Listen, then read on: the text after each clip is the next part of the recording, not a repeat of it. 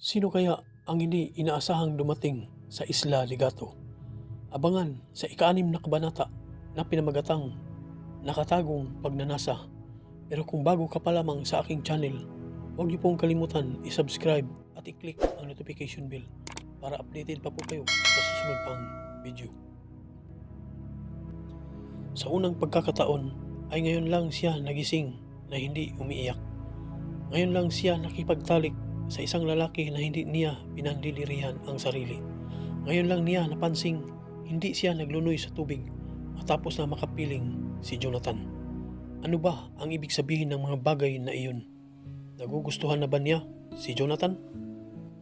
O dahil lamang hindi siya nagkaroon ng pagkakataong makaalis sa Isla Legato at may tago sa lalaki ang tunay niyang nararamdaman pagkatapos na may raos ang pangangailangan ng kanyang katawan. Maraming katanungan na kahit si Leonor ay hindi rin masagot. Iwan niya, pero naging masaya siya sa ginawa ni Jonathan sa pagkakataong iyon. Ang totoo ay matagal na ang simpleng pangarap na iyon. Gusto niyang pumalaot habang madilim pa at sa gitna ng laot ay matulog sa isang bangkang hinahampas ng alon kung saan para siyang isang bata na ipinaglilihi sa duyan. Anong sarap na magkaroon ng katuparan ang isang simpleng pangarap na hindi naman niya nasabi kahit kanino. Siguro ay naging parihas lang sila ng simpleng pangarap ni Jonathan na magtungo sa laot at doon hintayin ang pagsikat ng araw. Kapag nagpatuloy ang ganito, tiyak na mahulog ang kalooban ko sa iyo, Jonathan. Ayaw kong mangyari iyon, masasaktan lang tayong dalawa. Tiyak na hindi mo na ako nanaising makita pa kapag nalaman mo ang aking tunay na pagkatao. Kung ano ang aking mga ginagawa kapag sinusumpong ng pagnanasa ang aking katawan. Kaya habang maaga ay papatayin ko ang anumang nararamdaman ko para sa iyo. Ito ang nasa isipan niya habang pinagmamasdan ang natutulog na lalaki. Maya-maya ay napabalikwas si Jonathan. Paano'y naaninag na rin ito ang liwanag ng sikat ng araw. Nang imulat nito ang mga mata, ay nakitang nakatingin sa malayo si Leonor. Sinadya naman iyon ng dalaga nang makita niyang naalimpungatan na si Jonathan. "Lia, ang daya mo ah. Hindi mo ako ginising? Di ko tuloy na silayan ang unti-unting pagsikat ng araw. Ganoon din naman ako eh. Kagigising ko lang," sabi ng dalaga. "Di bali, ulitin na lamang natin ito sa mga susunod na pagkakataon," sabi ni Jonathan. Pinaandar na muli ang makina ng lansa. "Tayo na, kumain muna tayo ng almusal at pagkatapos ay ihahatid na kita sa inyo." "Huwag na, kaya ko namang umuwing mag-isa eh," sabi ng dalaga. "Hindi maaari ang gusto mo, ihahatid na kita. Inuha kita roon at isinama dito. Napakasama ko naman kung pababayaan na lamang kitang umuwing mag-isa. Paano kung may masamang nangyari sa iyo?" Pagpupumilit ang binata. "Hay, hindi ko alam kung ilang beses ka iniri ng nanay mo. Ang kulit mo eh. Wala akong masabi sa iyo. Basta ginusto mo ay walang makakapigil," napapailing na sinabi na lamang ng dalaga. Napangiti naman si Jonathan matapos ay ipinagpatuloy na nito ang pagpapatakbo sa lansa pabalik sa dalampasigan. Matapos ang ilan pang sandali ay nakarating na sa dalampasigan ang dalawa. Pinatay ni Jonathan ang makina ng lansa. Matapos ay una itong bumaba at inabot ang kamay upang alalayan naman si Leonor sa pagbaba. "Oh, dahan-dahan lang ha. Baka ka madulas, masugatan ka," may pag-alala lang sinabi ni Jonathan habang inalalayan ang dalaga pababa sa lansa. "Oh, oo na. Ikaw naman, masyado ang ginagawa mong pag-alala sa akin," sinabi ni Leonor. But deep inside, natutuwa siya sa kiring na pinapakita sa kanya ng lalaki. Nang makababa siya sa dalampasigan, ay kapit kamay silang naglakad ni Jonathan sa buhanginan na para bang magkatipad na sila, na talagang mayroon ng unawaang namamagitan sa kanila maliban sa ugnayang sexual.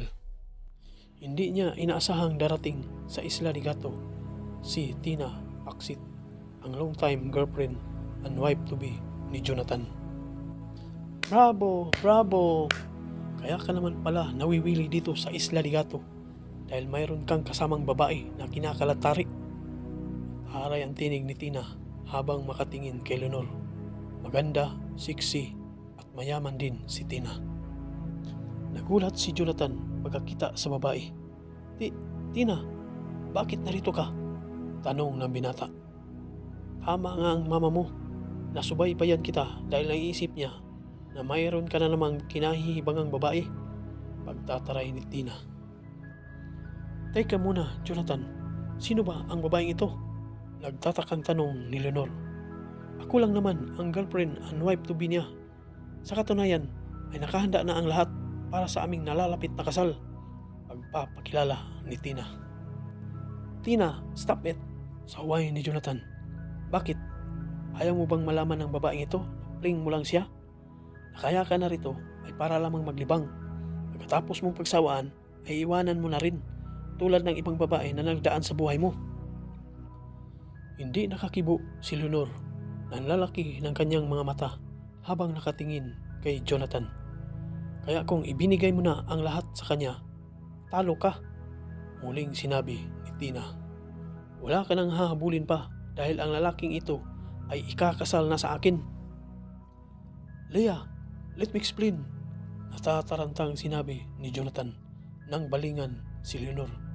Namumula ang mga pisngi nito dahil sa pagdating sa karelasyon. Wag na, Jonathan. Wala ka dapat na ipaliwanag. Tanggi niya. Pero, okay lang ako, ani Leonor. Tuloy-tuloy nang tumalikod palayo. Leah, tawag ni Tina. Napalingon si Leonor. Layuan mo ang boyfriend ko. Wala kang mapapalang mabuti sa pakikipagkita sa kanya. Ikakasal na kami. Para rin ito sa iyong kabutihan, sinabi ni Tina. Hindi ako ang dapat mong sabihan yan, Tina. Si Jonathan ang dapat gumawa niyan. Para mas maganda, umanap ka ng mahabang tali. Ilagay mo sa baywang ng boyfriend mo para kapag nawala sa iyo, matutuntun mo kung saan. Sagot ni Leonor. Matapos ay binalingan si Jonathan. O baka naman kaya hindi ka kinalantari ng boyfriend mo ay dahil manhid ka. Baka mistula kang isang bato pagdating sa kama.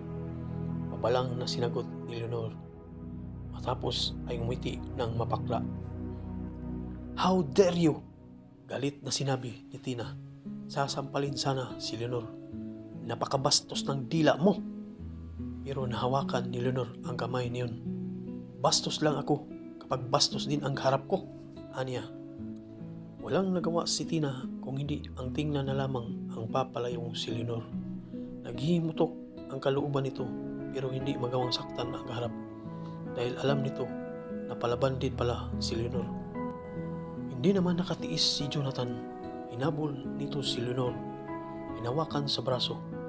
Makinig ka sa akin, Leah, sabi ng binata. No need to explain. Sanay naman ako sa ganito. Alam ko na darating din ang pagkakataong ganito. Kaya nga sinabi ko na sa iyo noon pa, di ba? Huwag mo akong mahalin. Tama na yung natutulungan mo ako kapag kailangan kita. Kaagad na sinabi ni Leonor. Matapos ay pinalingan si Tina. Siya na lamang ang pagtuunan mo ng pansin. Mahalin mo siya. Alam kong magiging mabuti siyang asawa para sa iyo. Pero, muling sabi ni Jonathan, hindi na nito magawa pang sabihin ang mga gusto pang sabihin. Paano ay tutuop na ang dalawang daliri ni Leonor ang bibig nito. Ako na ang nagtataboy sa iyo na iwanan mo ako. Magbalik ka sa kanya. Higit siyang bagay sa iyo. Magtatapos ni Leonor. Tuloy-tuloy na siyang lumakad palayo kay Jonathan. Iniwan niya pero may kaunting kirot na naramdaman sa kanyang puso si Leonor. Nang lumakad palayo kay Jonathan, parang nasaktan siya nang malamang mayroon na palang nagmamay-ari sa binata. Gusto niya nalayuan siya ng binata dahil iyon ang dapat upang hindi na siya lalo pang masaktan. Kapag natutunan niyang mahalin ang binata, tapos ay iiwanan lamang siya kapag nalaman ang kanyang karamdaman. Jonathan, umuwi na tayo. Nahanap ka na ng mama mo. Sinabi naman ni Tina. Alam niyang narito ako. Umuwi ka kung gusto mo. Sinabi naman ng binata. Pero siya ang may gustong umuwi ka. Na kapag nakita kita, kailangan ka niya sa inyo. Muling sinabi ng dalaga. O okay, tayo na. Napipilitang sinabi ni Jonathan. Nang maglakad si Jonathan ay kumapit sa braso nito si Tina. Sumabay sa paglalakad nito hanggang sa makarating sa motorsiklo na naroon. Umangkas sa likuran ni Jonathan ang dalaga, kaya naman mabilis na nakaalis doon ang dalawa.